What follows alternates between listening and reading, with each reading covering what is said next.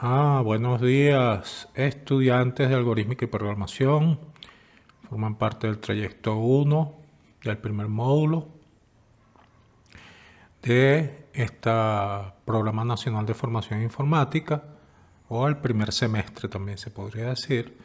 Vamos con el tercer video, que es un video más que todo que tiene como objeto facilitar el entendimiento de cómo las personas van a entregar sus trabajos prácticos, pues ya que la guía tiene varios ejercicios y tienes que hacer una diagramación. Y entonces por eso diseñé este video, para darle ese soporte en una semana donde el estudiante tiene que realizar las tareas o actividades que se le solicitan en esa guía, para que después las pueda entregar. Entonces hablamos aquí en este caso del arte de la diagramación. Vamos del pensamiento algorítmico al dibujo o al plano del diseño gráfico, o sea, de la parte gráfica de la diagramación. Entonces vamos a ver la lógica secuencial y herramientas de visualización que formarían parte de la primera unidad y de la quinta unidad, que está un poquito adelantado para que puedan entregar esta primera evaluación. Los puntos a tratar: la simbología universal que se utiliza en la arquitectura, las herramientas de diseño. Vamos a hacer especial énfasis en dos: una que es en línea llamada Draw.io versus una que se instala en las computadoras Windows o Linux, ya que este es un programa de software libre, una aplicación de software libre llamada DIA, así como suena. Por otro lado, tenemos la traducción a pseudocódigo. Para traducir a pseudocódigo, ya que no vamos a trabajar directamente con un compilador de algún lenguaje hasta poder entender lo que es el pensamiento algorítmico, el pseudocódigo lo vamos a utilizar con una herramienta de precompilación llamada psaint, que significa pseudocódigo integrado, ¿verdad? psaint. Y tenemos también como último punto a tratar la práctica de la lógica secuencial con un ejemplo y ver un poquito cómo funcionan estas aplicaciones, sobre todo lo que vendría a ser DIA y Draw.io. Bueno, entonces, como una reflexión, vamos a hablar de que un algoritmo, siempre que esté bien diseñado, tenemos el 80% de la solución adelantada. Si hacemos la planificación, es una de las aplicaciones científicas en la que una persona deja de improvisar y empieza a hacer soluciones profesionales o basadas en un pensamiento o diseño planificado. Entonces, vamos a iniciar en la siguiente lámina. Vamos a pasar a esta lámina. Simbología universal. Tenemos el estándar ISO, que es el estándar de industria, el estándar universal de industria, y el ANSI, que es un estándar que tiene que ver con la Asociación Nacional de Ingenieros, pero en este caso de los Estados Unidos y Europa. Un estándar utilizado en ingeniería para la calidad y la presentación del software y del diseño de los mismos. Entonces tenemos una serie de figuras universales. El terminal como un óvalo que representa el inicio y el fin del algoritmo, donde todo proceso debe ser finito o debe ser corto, o si tiene un inicio debe tener en algún momento un final. Por otro lado tenemos el proceso, que es un rectángulo, donde tratamos las acciones, cálculos matemáticos, asignaciones de variables. Por ejemplo, a suma, como una variable, le vamos a asignar los valores almacenados en la variable A sumados con los de la variable B. También tenemos una figura que aquí nos aparece como un rectángulo, pero realmente debería ser un paralelogramo. O sea, los lados deberían estar inclinados, ¿no? Como un rectángulo inclinado, y es para representar entradas y salidas, que sirve para la lectura de los datos por teclado sobre todo, o impresión de resultados en pantalla, o sea, tanto las entradas por teclado y las salidas por pantalla. En este caso el rombo, que aquí se ve como un cuadrado, debería estar volteado como un rombo, que es la bifurcación del flujo según una condición lógica, que puede ser verdadero o falso. Y por último tenemos las líneas de flujo, son flechas que indican la dirección exacta de la ejecución del algoritmo. Entonces, bueno, pasamos a la siguiente lámina. ¿Dónde diagramar? Draw.io versus la herramienta DIA. ¿Cuál es la diferencia? Draw.io, moderno, está en la nube, o sea que lo trabajas en línea, tiene unas ventajas. Acceso directo desde el navegador, integración con Google Drive, o sea que todos tus diagramas quedan guardados ahí, y una estética moderna, adaptada a los dashboards o escritorios que se utilizan actualmente. Uso ideal, trabajos colaborativos, puedes trabajar con compañeros en grupo y presentaciones visuales rápidas, es decir, que es una herramienta que maneja la forma de divulgación visual de una manera bastante intuitiva. Por otro lado, la soberanía, o sea que se requiere conexión a servidores externos y eso requiere que tengas una buena conexión, ¿verdad? Un internet rápido o moderadamente rápido. No tiene que ser fibra óptica, pero sí te permite trabajar cómodamente, pues que sea una conexión estable al menos. Una computadora, bueno, los recursos que puede dar una computadora utilizando los navegadores actualizados, como puede ser Firefox, Chrome, Opera y del software privativo. En el día, el caso de esta aplicación DIA, que es una aplicación técnica y se instala de forma local, tienes que descargarla e instalarla en el Windows. Hay soporte para Windows 7, Windows 10 y Windows 11. Y en Linux, que viene por defecto, y si no está por defecto, la puedes instalar desde su repositorio de forma gratuita, ya que esto es un software libre y tiene las siguientes ventajas. Puede funcionar sin internet, es ligero, está enfocado 100% a los diagramas técnicos de ingeniería. O sea que no solamente posee los diagramas de flujo, posee una gran cantidad de diagramas, cerca de 20 diagramas para diferentes diagramaciones en el área de ingeniería de múltiples carreras. Uso ideal en entornos de desarrollo fuera de línea, offline o diseño de sistemas complejos. Y por último, la soberanía. Se establece una instalación local y tienes control total del software. Lo importante es familiarizarte, ¿verdad? Entonces, vamos a pasar ahora a lo que es de la gráfica al pseudocódigo. En la mayoría de los ejercicios que se te van a solicitar en la primera guía de práctica, vamos a trabajar el aspecto de la diagramación gráfica y el pseudocódigo, que sería el paso previo para escribir el código en algún lenguaje de programación. Pero el primer paso es primero generar las gráficas utilizando paralelogramos, los óvalos, paralelogramos, los rectángulos, los rombos y las flechas para poder simular o representar lo que son las diferentes estructuras de un algoritmo, que son la secuencia, las selecciones y las repeticiones. Entonces, aquí tenemos un ejemplo de cómo vemos un diagrama de flujo, como es leer base, está en un paralelogramo, y se escribiría en pseudocódigo leer base, punto y coma. En el siguiente paso se va a calcular el área, entonces las figuras de proceso en un rectángulo, calcular área, y se escribiría como un pseudocódigo de esta manera, área, una flecha que la apunta, que indica base por altura, entre paréntesis, que da un orden de jerarquía o precedencia, que ya vimos en el video anterior, dividido entre 2. Y el punto y el coma que indica el final de esa expresión. Luego viene mostrar área, que va en otro paralelogramo que indica la salida y se escribe en pantalla. El área es, coma, la variable área, punto y coma. Otra expresión más. Muy bien. Entonces tenemos un ejemplo muy sencillo. Pasamos a la resolución paso a paso y presentamos el problema de el algoritmo de facturación. Un ejemplo. Tenemos este análisis. Lo primero que hay que hacer es el análisis, que es identificar componentes clave del algoritmo, como son previamente saber cuáles son las entradas, cuáles son los posibles procesos y finalmente cuáles son los reportes que van a dar este programa, o sea, la salida. Luego de eso se pasa a la fase de diseño, que es crear el flujo lineal entre herramientas visuales, que puede ser en línea como Drive.io o podemos hacerlo en la computadora descargando este programa e instalándolo como es el día.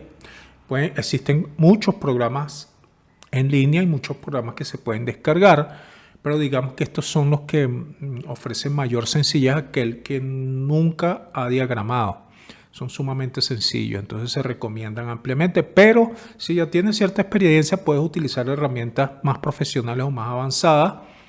Ya eso queda a discreción de cada participante. Codificación.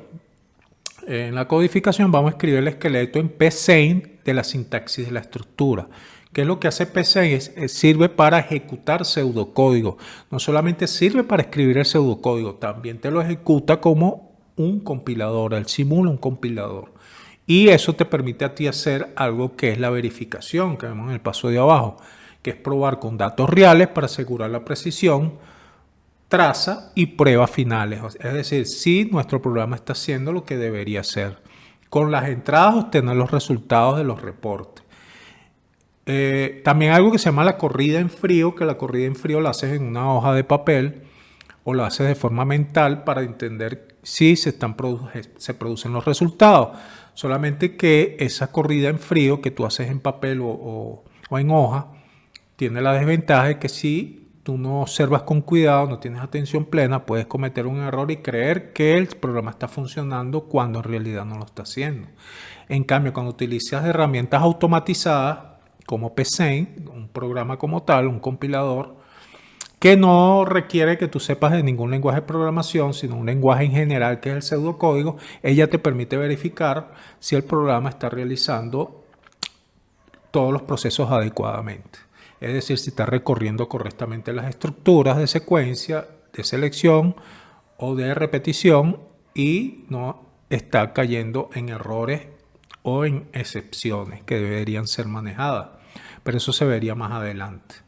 Finitud, es decir, todo programa que tiene un inicio siempre debe tener una manera de finalizar, porque si no finaliza nunca el programa, estarías construyendo un virus, un programa nocivo.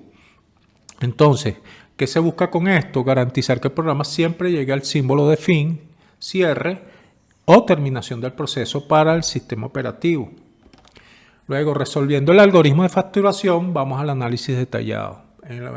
Vamos a iniciar el análisis, la primera etapa. Entrada, datos que necesitamos del usuario. En este caso, el precio del producto y la cantidad comprada. O sea, necesitamos saber qué precio va a tener ese producto y cuánta cantidad va a ser comprada de ese producto para generar los procesos. Este proceso lo podemos ver aquí de una manera más detallada. Tenemos un subtotal que va a guardar el precio del producto multiplicado por la cantidad comprada.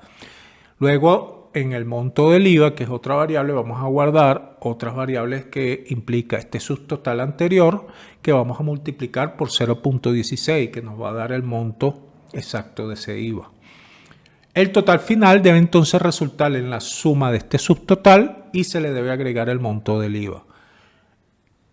Una vez ya planteada qué cálculos se van a hacer en los procesos, vamos a la salida, que es la impresión del el reporte, y el resultado que mostraremos al usuario será total final. Muy bien, ¿qué es lo que a él le interesa realmente? Entonces, vamos construyendo el diagrama de flujo del modelado en Draw.io. En el caso de la herramienta en línea, se inicia con el óvalo de inicio, que es un punto de partida donde comienza la ejecución del algoritmo y marca el inicio del proceso de facturación.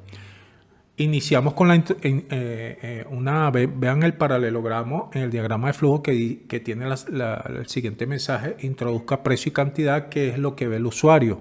Un mensaje de salida para el usuario que es lectura, y en este paralelogramo se va a traducir en una entrada de datos donde el usuario introduce el precio y cantidad del producto. Estos valores son necesarios para poder calcular el total. Luego viene el proceso. Tanto el precio multiplicado por la cantidad debe ser almacenado en la variable del subtotal. Ese mismo subtotal a su vez se multiplica por 0.16 para calcular un IVA del 16% y se guarda en la variable monto IVA, que tiene ese identificador, ¿verdad? Luego tomamos este subtotal, se lo sumamos al monto del IVA y obtenemos el total final. Entonces el proceso, que lo vemos como este rectángulo, se realizan los cálculos matemáticos para obtener el subtotal, que es el precio por la cantidad, y el total con IVA, que es el subtotal multiplicado por el 0.16. No, el 1.16 que dice ahí es un error, es 0.16. Finalmente tenemos un rectángulo de salida que vamos a hacer el reporte de resultados. El total con IVA eso es lo que ve el usuario. Total final, eso no lo ve el usuario. Entonces las comillas deberían estar no aquí, sino al final de los dos puntos. Luego viene una coma y se debería ver total final. Sin embargo, esto no es pseudocódigo. No es pseudocódigo, es diagrama de flujo. Y como un diagrama de flujo, a mí me interesa saber qué es lo que va a hacer, sin dar tanto detalle. El total con IVA es y el total final. Entonces va la impresión. La salida de los resultados, donde se muestra el total a pagar, incluyendo el IVA del 16%, permite al usuario conocer el monto final. Y finalizamos con un óvalo que indica que ese programa, como tuvo un inicio, debe tener un final y se debe terminar el proceso en la unidad de procesamiento de la computadora. O sea, el sistema operativo debe dar a este proceso una finalización. Entonces, ese punto de finalización es el que asegura la finitud del algoritmo, o sea que el algoritmo tiene un final, indica que el proceso de facturación ha concluido correctamente y sin errores. Errores típicos cuando se hace el diagrama de flujo. Hay personas que cuando están haciendo este diagrama de flujo olvidan la sencillez y se ponen a meter pseudocódigo dentro de la figura, y eso no es necesario, no es obligatorio, más bien resulta confuso. Bien, tienes que poner directamente lo que va a imprimir en la entrada, lo que va a imprimir en la salida y las variables involucradas. Ya cuando vas al pseudocódigo te podrías ir a ese nivel de detalle, cómo se manejaría en un autómata con pilas, cosa que nosotros ya explicamos antes, cómo se maneja en esa pila, cómo entran las expresiones, el escaneo y luego el plotter, creo que era plotter la palabra, que permite que esos datos salgan y entren de la pila de datos. Ok, implementación en PSeInt, el algoritmo de facturación. Entonces aquí vemos el algoritmo escrito en pseudocódigo en la aplicación PSeInt, que me va a permitir no solamente escribir el pseudocódigo, sino ejecutarlo. Y él me va a mostrar si este código está bien o si está mal o si va a dar error para que lo puedas corregir. El PSeInt no es un lenguaje de programación, es un lenguaje de programación genérico, universal, para practicar la diagramación. Entonces el algoritmo de cálculo de venta tenemos que él arranca con algoritmo, así se va a escribir en PSeInt. Luego el algoritmo tiene un nombre, se llama cálculo venta. Entonces vamos a definir el precio, estas variables como reales, precio, cantidad, subtotal y total. En la línea 3 vamos a escribir, ingresa el precio del producto, pero ese escribir es para el usuario, eso es lo que él va a ver en pantalla. En la siguiente línea, leer, va a permitir que desde el teclado el usuario ingrese un precio. Luego, escribir, ingresa la cantidad comprada, es lo que va a ver el usuario por pantalla, es una salida. Mientras que leer le da entrada desde el teclado para que él coloque la cantidad. Una vez hecho eso, él pasa al proceso automáticamente en el paso 7. Él toma ese precio y lo multiplica por la cantidad. Recuerden que en el proceso de escaneo, eso va a entrar en una pila y va a empezar él entra en la pila de izquierda a derecha, pero él va a hacer los procesos de izquierda a derecha. Es decir, va a multiplicar el precio por la cantidad y luego va a asignárselo al identificador de la variable que se llama subtotal.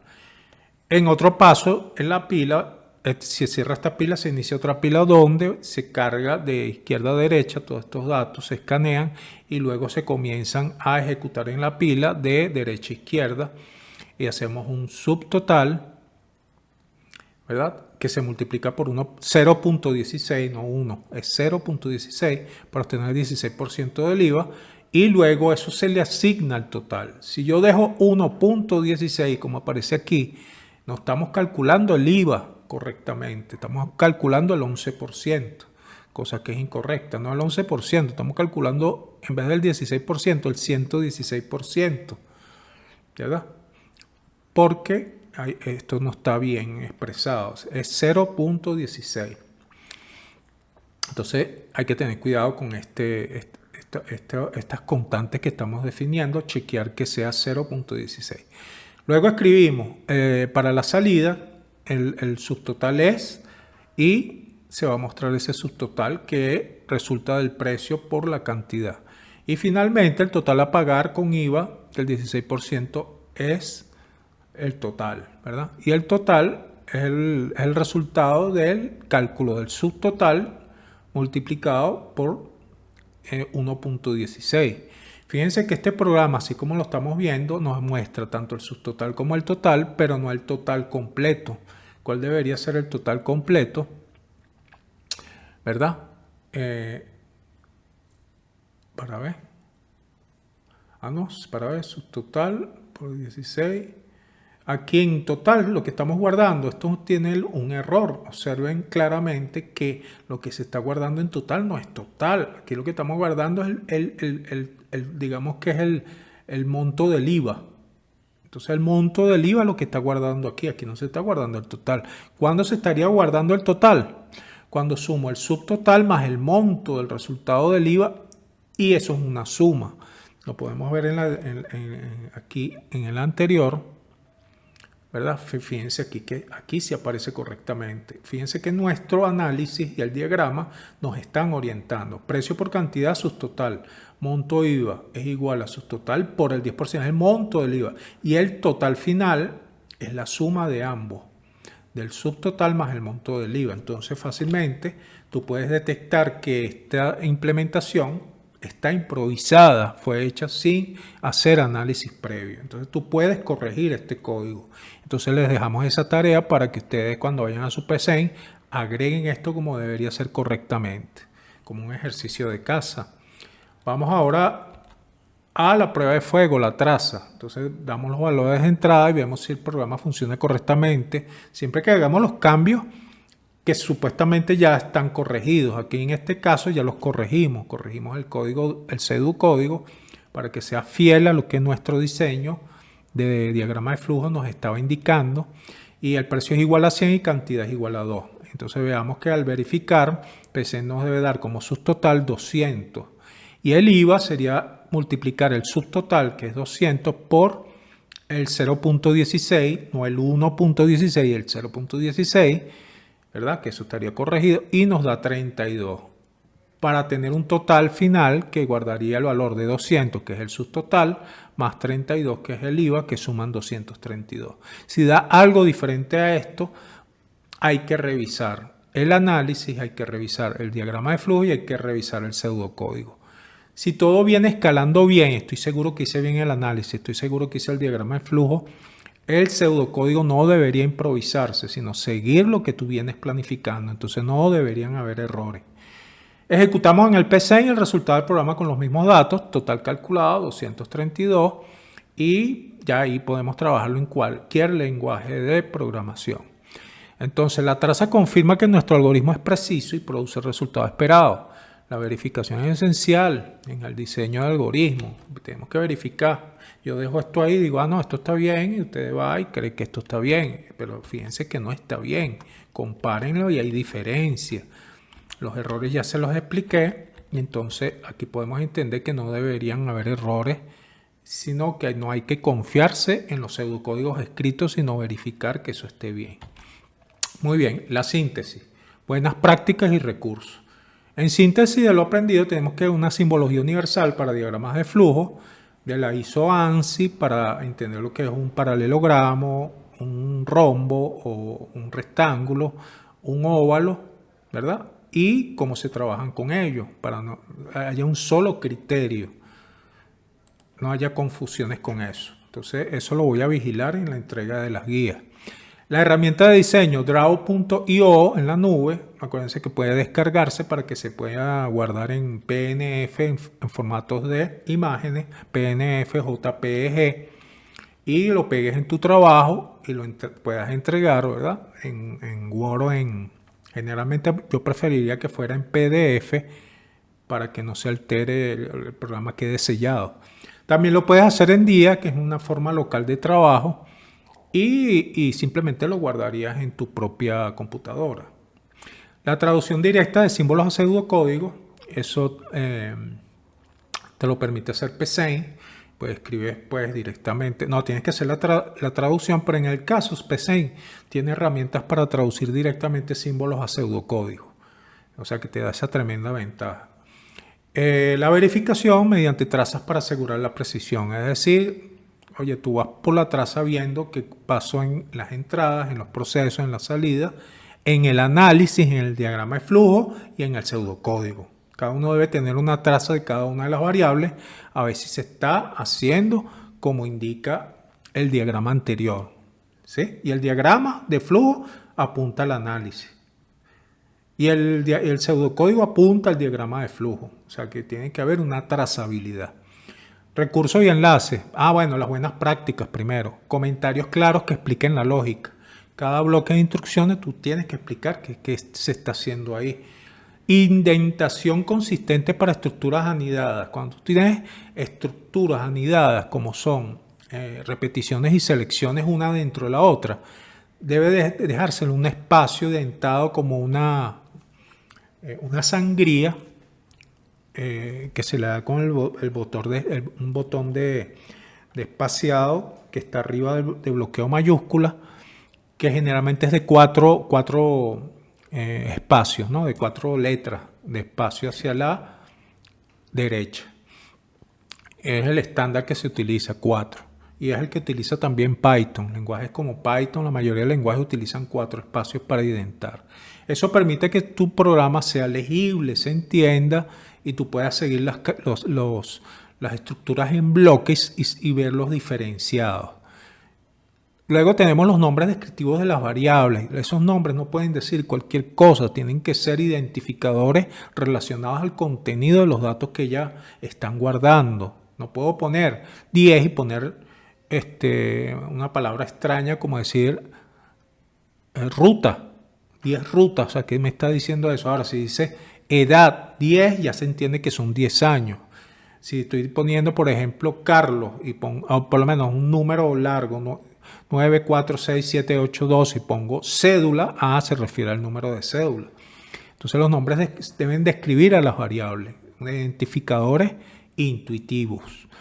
Verificación con datos de prueba, traza. Eso es importante, que tanto el análisis, el diagrama de flujo y el pseudocódigo mantengan una integridad de acuerdo a cada variable que tú estás identificando y a cada proceso. ¿Para qué? Para evitar improvisaciones. O sea, tú no puedes estar modificando el código final del pseudocódigo si no has modificado el análisis o si no has modificado el diagrama de flujo, porque se trazan unos a otros. No me lo puedo saltar, porque la improvisación es la forma en que trabajan una persona que no tiene profesionalismo, que trabaja sin un estándar de calidad. Luego viene el diseño modular con bloques funcionales. Ese diseño modular con bloques funcionales te permite a ti tener un programa mejor organizado. Este diseño modular se va a ver más adelante para entender cómo funciona un programa en un lenguaje de programación de una manera de que los archivos y las funciones estén separados. Eso es un poco avanzado y se va a ver más adelante. Pero es una buena práctica dividir un programa en módulos. Muy bien, entonces vamos a ir un momento a un ejemplo. Ok, aquí tenemos la página de diagrams, de draws. Esa página de draw, déjame irme a una ventana anterior para ver. Bueno, ya está acá. Esa página se llama app.diagrams.net, ¿verdad? Voy a volver a escribir, por si acaso no vaya a ser que tenga yo una duda aquí.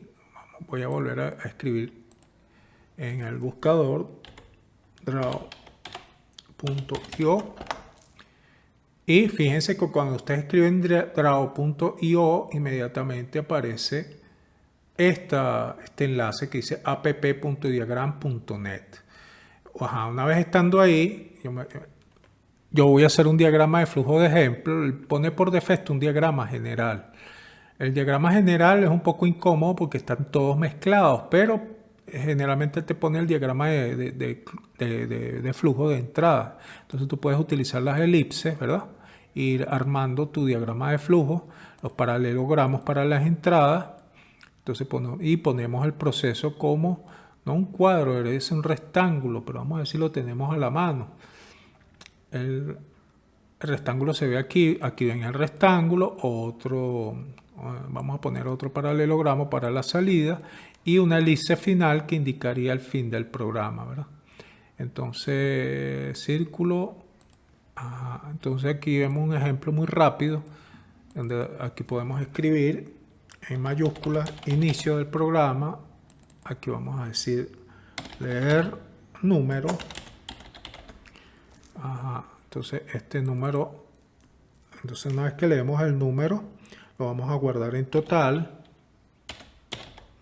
Entonces en total lo vamos a acumular. Vamos a decir que el número se le sume otra vez al mismo número. Y él se suma a sí mismo, ¿verdad? Si el número es 10, se va a volver a sumar. Entonces no lo puedo escribir en pseudocódigo. Entonces vamos a escribirlo como debería ser. Entonces deberíamos poner algo así como que hacer, calcular. Vamos a poner calcular total.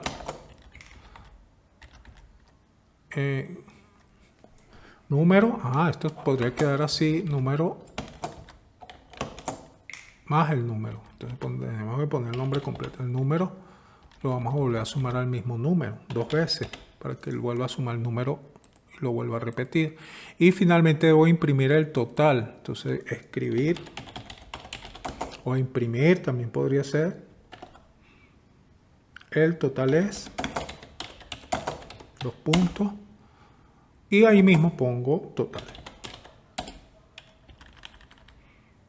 Voy a poner un más, como ustedes quieran, pero que se haga entender que estoy imprimiendo una variable. Pero no es necesario ni obligatorio hacerlo en pseudocódigo. Se puede colocar así, eso no está malo. Entonces aquí hay mucha libertad. Donde no hay libertad es en el pseudocódigo. En el pseudocódigo se tiene que ponerlo en el pseudocódigo. El igual no iría ahí, iría aquí. El igual no iría en total, sino aquí iría una coma y un punto y coma. No pongan nada de eso ahí. No es necesario un diagrama de flujo poner todo eso. Solamente expresar qué es lo que hace el programa. Entonces aquí, salida o finalizar. Y ponemos las líneas de flecha, ¿verdad? Aquí tenemos una línea de flecha. Muy bien, entonces aquí con esto finalizaríamos el diagrama. Aquí finalmente le decimos que lo importemos. Lo podemos exportar, ¿verdad? En PNG, JPG, GIF animado, PDF, HTML. Están todas las opciones para que tú lo puedas exportar y finalmente tú lo puedes guardar. Entonces para guardarlo, él te va a decir dónde puedes guardarlo en el Google Drive, puedes descargarlo en tu computadora, en OneDrive, en GitHub, en Dropbox, en Microsoft 365, descargarlo o abrir en una ventana nueva. Entonces tienes todas esas opciones para guardar este programa. Y si lo quieres recuperar, te vas a la opción de archivo y le dices que lo importe. Entonces él te lo va a traer desde Google Drive, OneDrive, Dropbox, GitHub, GitLab, desde el navegador o desde un dispositivo. O también de una URL. Entonces ya con esto cerramos esta parte. Ahora vámonos al día. Entonces esperen un momento que dé el salto para allá. Nos vemos ahora un momento. Ok, aquí estamos en el día, ¿verdad? El día está instalado aquí en mi computadora. En la ruta que indica aquí, lo instala. ¿Verdad? Aquí lo veo como día. Aquí se puede ver el día. Le doy clic. Abre. La instalación y la descarga es sumamente rápido. Un programa muy ligero. Y la instalación no requiere mucho espacio, menos de 50 megas, no creo que llegue a 100 megas, muy pequeño, 25 megas, 15 megas, algo así. Fíjense que la interfaz es muy amable, pero tiene un detalle. Cuando ustedes comiencen a crear su primer archivo, abran y asegúrense que diga diagrama de flujo, porque él abre el UML por defecto, y UML es otra cosa. Le dan a diagrama de flujo y vean que aparecen los diagramas, y ustedes saben ya cómo trabajar con ello. Van a buscar el óvalo, si es que si aparece, ¿no? Vamos a ver si aparece un óvalo. Si no hay, si no está el óvalo, que aquí está, lo agregamos. Agregamos en este caso el paralelogramo. Rápidamente lo vamos a generar aquí. Ajá, aquí está paralelo, otro más. Necesito otro más. Ya lo tengo listo, ya tengo mi diagrama de flujo. ¿Cuánto me puede demorar aquí? Ustedes observaron que fue muy rápido. Entonces, ¿dónde consigo las líneas? Aquí no hay flecha, aunque ya pueden aparecer aquí abajo si quieres usar flechas, ¿verdad? Fíjense que aquí están las flechas. Entonces vamos a ver cómo funcionan las flechas. Entonces, fíjense que es un poquito engorroso manejar las flechas aquí. Yo voy a usar estos conectores a ver si se dan mejor, ¿ves? Ajá, aquí está. Tengo uno. Y entonces lo vamos a guardar en el archivo como, o lo podemos exportar. Guardamos como el proyecto. Si guardamos el proyecto, nos serviría para abrirlo y mejorarlo en otra ocasión, ¿verdad? Lo va a guardar en alguna parte de tu computadora, ¿verdad? Con un nombre que lo identifica .dia. Esto no es lo que tú vas a pegar en tu trabajo. Este es el proyecto como tal, o sea, el archivo. Cuando tú lo quieras utilizar para guardarlo en una hoja de Word o para que lo vuelvas PDF, para enviarlo como trabajo, debes exportarlo como una imagen. Esa imagen por defecto es JPG. Aunque tiene aquí, si bajas la flecha aquí, puedes utilizar otros tipos de imágenes, ¿verdad? Otros formatos como el PNG. Entonces por defecto están esos dos, PNG, que es un formato enriquecido, y el JPG, que son para imágenes. Entonces vamos a hacer un ejemplo de cómo se vería vamos a exportarlo para ver cómo se ve. Lo voy a poner en el escritorio. Lo guardamos. Vamos al escritorio. Muy bien. Ok, entonces si me voy al escritorio, no sé dónde lo habrá puesto, no lo veo. Vamos a volver a abrir ahí. No, ¿dónde está?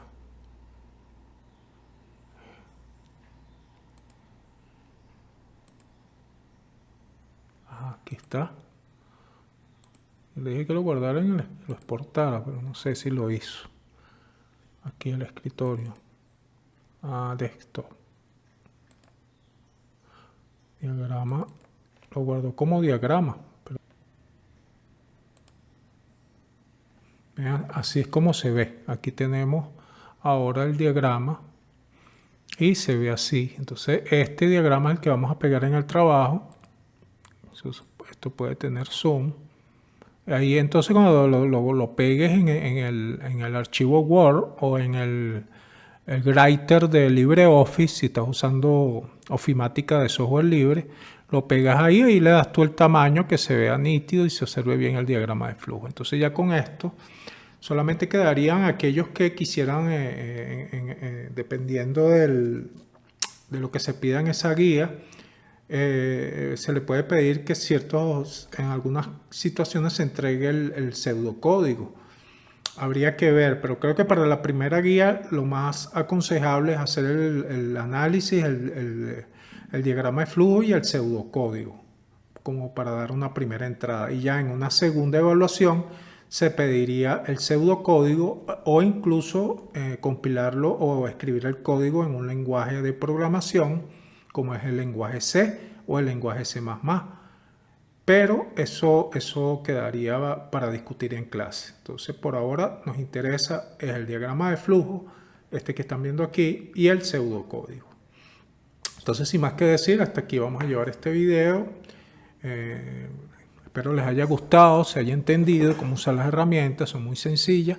Y bueno, nos vemos para el próximo video, porque creo que este es el tercer video y estamos pendientes para el próximo video para continuar estas prácticas. Bueno, entonces nos vemos y gracias por ver. Hasta pronto.